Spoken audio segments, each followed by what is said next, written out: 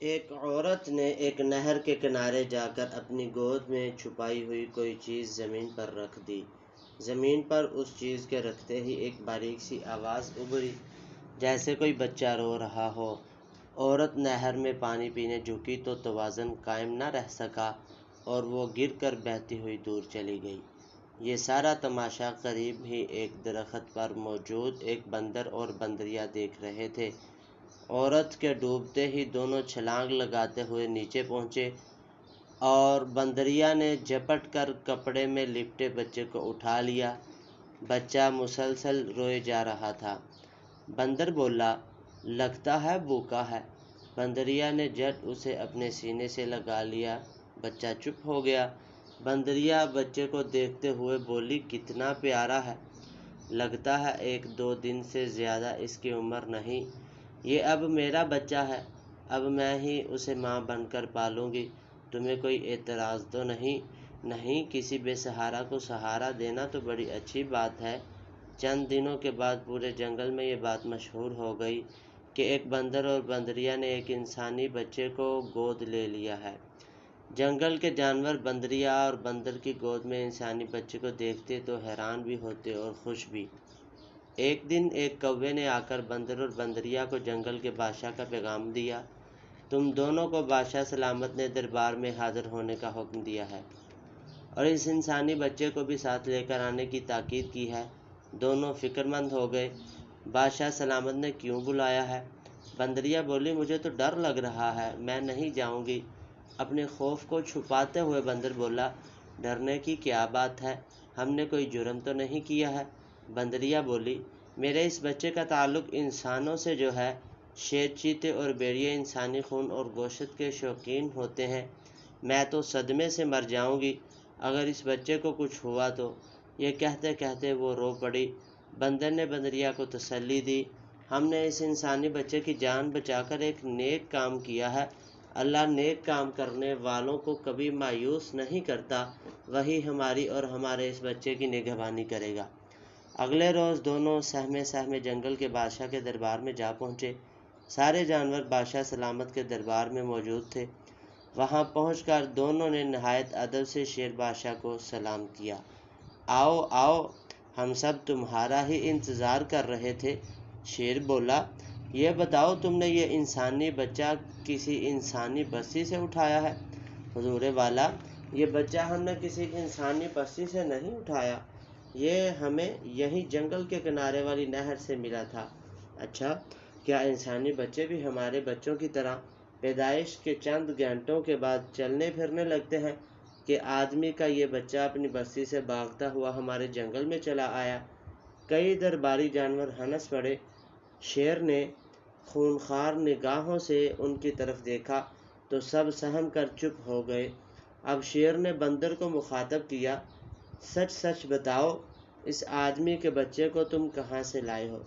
بادشاہ سلامت، ہم سچ کہہ رہے ہیں، ہمیں یہ بچہ وہیں سے ملا ہے۔ اس کے بعد اس نے وہ سارا واقعہ کہہ سنایا جو انہوں نے دیکھا تھا۔ پھر بولا، ہم سے اس ننھے بچے کا رونا نہ دیکھا گیا اور ہم نے فوراً درخت سے نیچے آ کر اسے اپنی گود میں اٹھا لیا۔ شیر نے سب جانوروں کی طرف دیکھ کر کہا، اس بندر اور بندریا نے اس ننھی سی جان کو بچا کر یہ ثابت کر دیا کہ ہم جانور انسانوں کی طرح بے درد نہیں ہوتے، ہمارے سینوں میں انسانوں سے کہیں محبت بھرا دل ہوتا ہے۔ اتنا کہہ کر شیر ذرا رکا، پھر اپنی بات آگے بڑھائی، جو بچوں سے محبت نہیں کرتا وہ حیوان ہے، شیطان ہے، قابل نفرت ہے، اور یہ انسان اشرف المخلوقات کہلوانے والے یہ لوگ اپنے بچوں پر بھی رحم نہیں کرتے۔ کیوں میاں مٹھو، میں غلط تو نہیں کہہ رہا ہوں؟ اس نے طوطے کو مخاطب کرتے ہوئے کہا، تم لوگوں نے تو انسانوں کے بہت قریب سے دیکھا ہے اور تمہارا یہ نام بھی انہی لوگوں نے دیا ہے۔ جی ہاں عالم پناہ، آپ درست فرما رہے ہیں، انسان اپنی انسانیت کا بڑا ڈنڈورا پیٹتے ہیں مگر ذرا سی بات پر آپس میں بری طرح لڑتے ہیں۔ انسانی درندگی کا یہ عالم ہے کہ اپنے مخالف کے بچوں تک کو معاف نہیں کرتے۔ ہمیں میاں مٹھو کہنے والے یہ لوگ ہمیں تو تاج بھی کہتے ہیں۔ جب ہم کسی طرح ان کے پنجرے سے فرار ہو جاتے ہیں تو وہ ہمیں تو چشم ہونے کا طعنہ دیتے ہیں، گویا انہوں نے ہمیں قید کر کے ہم پر بڑا احسان کیا تھا۔ جان کی امان پاؤں تو میں بھی کچھ عرض کروں؟ ایک کوا بولا۔ بولو، کیا کہنا چاہتے ہو؟ شیر نے کہا۔ انسانوں نے نہایت خطرناک قسم کے ہتھیار بنائے ہیں جو پلک جھپکتے ہزاروں کو موت کی نیند سلا دیتے ہیں۔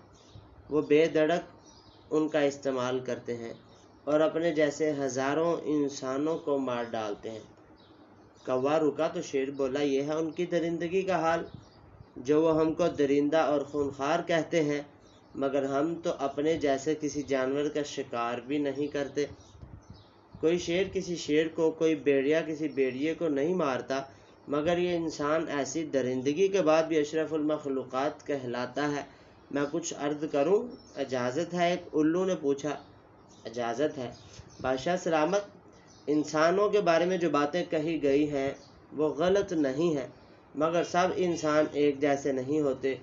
ان میں بڑی تعداد میں بہت اچھے انسان بھی ہوتے ہیں جو تمام انسانوں کی بھلائی اور بہتری کے لیے اچھے اچھے کام کرتے ہیں، اور برے انسانوں کو بری باتوں سے روکنے کے لیے بڑی جدوجہد کرتے ہیں۔ ان کی بے شمار اچھی باتیں ہیں جن کی وجہ سے اشرف المخلوقات کہلاتے ہیں۔ دربار ختم ہونے کے بعد بندر اور بندریا بہت خوش اپنے گھر لوٹے۔ بندر بولا، دیکھو ہماری نیکی کی بادشاہ نے بھی تعریف کی، تم خواہ مخواہ ڈر رہی تھی۔ ہاں، اللہ کی مہربانی سے ہمارے بچے پر کوئی آنچ نہیں آئی۔ دونوں اپنے بچوں کی طرح اس انسانی بچے کو بھی پالنے لگے۔ وقت کے ساتھ ساتھ یہ بچہ بڑا ہونے لگا اور بندر کے بچوں کے ساتھ کھیلنے کودنے لگا۔ اب وہ اسے مختلف قسم کے پھل لا کر کھلانے لگے۔ یہ بچہ بھی بندر کے بچوں کی طرح پیروں اور ہاتھوں کے سہارے بھاگنے، دوڑنے اور درختوں کی شاخوں پر اچھلنے کودنے لگا۔ پھر وہ وقت بھی آیا جب وہ اپنی خوراک کا بندوبست خود کرنے لگا اور جہاں اس کا جی چاہتا اکیلے آنے جانے لگا۔ جنگل کے جانور بھی اسے اپنے جیسا جانور سمجھنے لگے تھے۔ ایک دن ایک شکاری کا گزر اس جنگل کی طرف ہوا تو اچانک اس کی نظر اس انسان نما جانور پر پڑی۔ ارے، یہ کیسا بندر ہے؟ اس کی شکل و صورت تو بالکل انسانوں جیسی ہے۔ اس نے دل ہی دل میں کہا۔ وہ ایک جگہ چھپ کر اسے دیکھنے لگا۔ یہ یقیناً انسان ہے، لیکن اس کی پرورش جنگلی جانوروں کے درمیان ہوئی ہے۔ اس نے سوچا کہ اسے پکڑ کر انسانوں کی آبادی میں لے جانا چاہیے تاکہ وہ دوبارہ انسان بن سکے، مگر اسے پکڑنا بڑا مشکل کام تھا۔ وہ انسانی بندر اسے دیکھتے ہی بھاگ جاتا تھا۔ شکاری نے یہ ترکیب نکالی کہ پھل اور کھانے کی مختلف چیزیں لا کر زمین پر ڈال دیتا اور چھپ کر اس پر نظر رکھتا۔ اس کے ساتھ دوسرے بندر بھی وہاں آنے لگے۔ کئی دنوں کے بعد شکاری کھانے کی کچھ ایسی چیزیں لایا جن میں اس نے بے ہوشی کی دوا ملا دی تھی۔ انہیں کھا کر جب سارے بندر بے ہوش ہو گئے تو شکاری نے اس انسان نما بندر کو اٹھا کر اپنی جیپ میں ڈالا اور اپنے شہر لے آیا۔ اب اس نے اسے دوبارہ انسان بنانے کے تمام جتن کر ڈالے۔ اسے نہلایا اور انسانوں جیسے کپڑے پہنائے۔ اسے کھانے پینے کی اچھی اچھی چیزیں دینے لگا۔ اس کے سونے کے لیے آرام دہ بستر کا بندوبست کیا، مگر یہ سب اس کو اچھا نہیں لگتا تھا۔ وہ اور خوں خاں کر کے اپنی ناپسندیدگی کا اظہار کرتا۔ شکاری نے بہت کوشش کی کہ کسی طرح وہ اس کی بات سمجھنے لگے اور اپنی بات سمجھانے لگے، مگر اس کی ساری کوشش بیکار ثابت ہوئی۔ ایسا لگتا تھا جیسا اسے انسانوں کی کوئی بات پسند ہی نہیں اور نہ وہ انسانوں کے ساتھ رہنا چاہتا ہے۔ شکاری نے اسے اپنی نگرانی میں رکھا تھا۔ اس کے باوجود ایک دن موقع ملتے ہی وہ انسانوں کی بستی سے جنگل کی طرف بھاگ گیا۔